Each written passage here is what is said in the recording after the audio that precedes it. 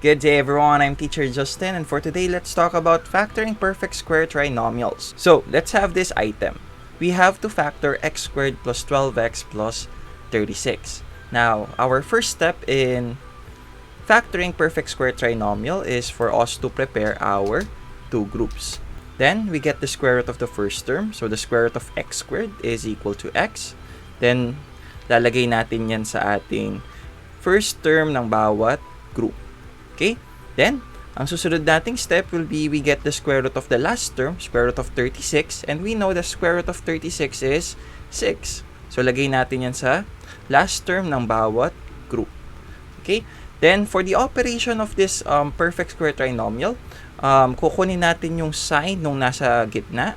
So, kung ano yung sign nung nasa gitna, yun yung magiging operation ng bawat group. So, we will copy the sign of 12, which is positive. So, kopyahin lang natin yan and we will have our factor, which is x plus 6 and x plus 6. And that's it. Ta-da! Alright, let's get the factor of this expression, x squared minus 26x plus 169. So, in factoring perfect square trinomial, ang gagawin lang natin is first, prepare tayo ng dalawang groups. Okay? Next, kunin natin yung ating first term and we get the square root of that. So, the square root of x squared is equal to x. Lagay natin yan sa bawat first term ng ating group. And then, yung last term natin, okay, get the square root of our last term, 169. And the square root of 169 is equal to 13. Okay, so lagay natin yan sa last term ng bawat group. So, para makuha natin yung ating operation for x and 13, ang titignan natin will be the sign of our middle term. So, ang middle term natin is negative. So, the operation between x and 13 for both groups will be minus or subtraction. So, our final answer, the factor of this polynomial will be x minus 13 and x minus 13. And that's it. Ta-da! Alright. Let's factor our perfect square trinomial. We have 4x squared plus 20x plus 25. So, in factoring perfect square trinomial, ang gagawin natin is prepare tayo ng ating grouping symbols. So, dalawang groups. Next, ang gagawin natin, kunin natin si 4x squared at kunin natin yung square root ni first term. So, the square root of 4x squared is equal to 2x. Now, lagay natin yan sa bawat first term ng ating dalawang group. Ang susunod nating step will be to get the last term, which is 25. Tapos, kunin natin yung square root ni 25. So, the square root of 25 is 5. So, lagay natin to sa last term ng bawat group. Okay.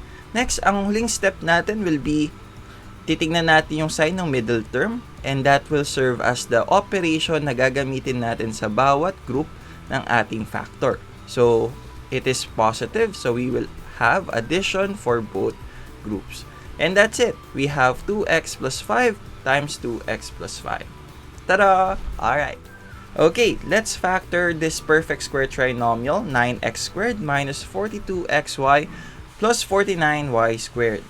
So, para ma-factor natin tong perfect square trinomial na to, ang first step natin is for us to prepare our two groups.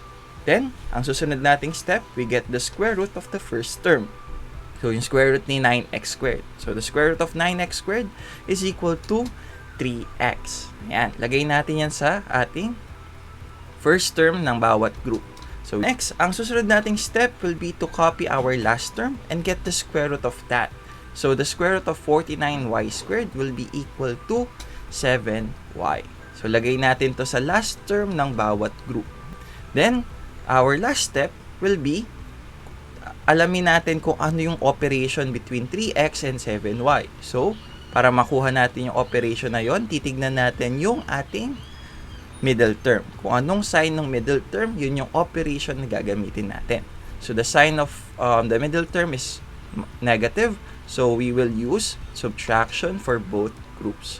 So, our final answer, it will be 3x minus 7y and 3x minus 7y. And that's it. Ta-da! Alright. Okay, let's factor this perfect square trinomial. We have 81a raised to 4b squared minus 72a squared bc plus 16c squared. So, yan yung ating perfect square trinomial. Now, in factoring this perfect square trinomial, ang first step natin is to prepare our two groups. Then, ang susunod nating step will be, we will get the square root of the first term. So, yung square root ni 81, a raised to 4, b squared. So, we will have 9a squared b.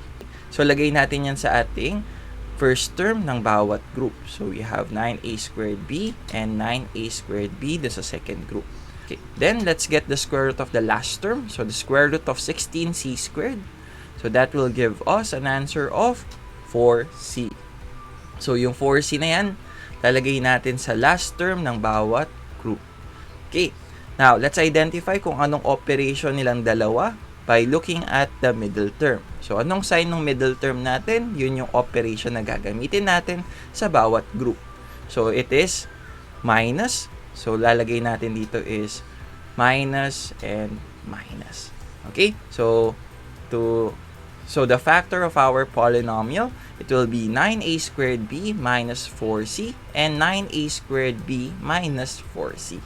And that's it. Ta-da! Alright.